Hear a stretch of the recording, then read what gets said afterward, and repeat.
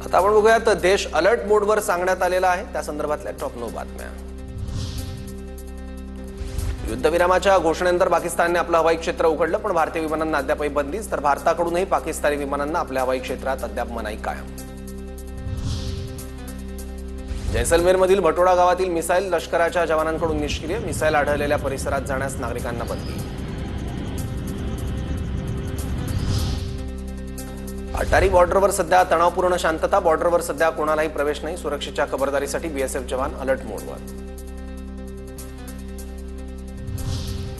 सलग तिसऱ्या दिवशी सलाल धरणाचे दरवाजे उघडले, सलाल धरणाचे 5 दरवाजे उघडल्याची माहिती। श्रीनगरच्या लाल चौकात रविवारचा बाजार नेहमीप्रमाणे सुरू, पण नेहमीसारखी गर्दी नाही। पाकिस्तानच्या ड्रोन आणि मिसाईल हल्ल्यानंतर श्रीनगरमध्ये तणावाची स्थिती होती, पण आता जनजीवन पूर्वपदावर येण्यास सुरुवात। राजस्थानच्या जैसलमेरमध्ये जनजीवन हळूहळू पूर्वपदावर येण्यास सुरुवात, युद्धविरामानंतर नागरिक घराबाहेर पडण्यास सुरुवात, पण नागरिकांच्या मनात मात्र अद्यापही भीती।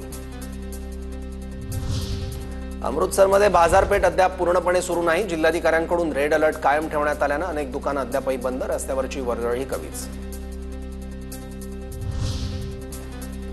भारत पाकिस्तानातील युद्धजन्य परिस्थितीचा कांद्याला फटका, निर्यात पूर्णपणे ठप्प, दर 1000 रुपये क्विंटलपर्यंत घसरले, शेतकऱ्यांना फटका, बाजार समितीत कांद्याची आवक वाढली, अशातच नाफेड एनसीसीएफने कांदा खरेदी न केल्यानं बाजारात मागणी कमी।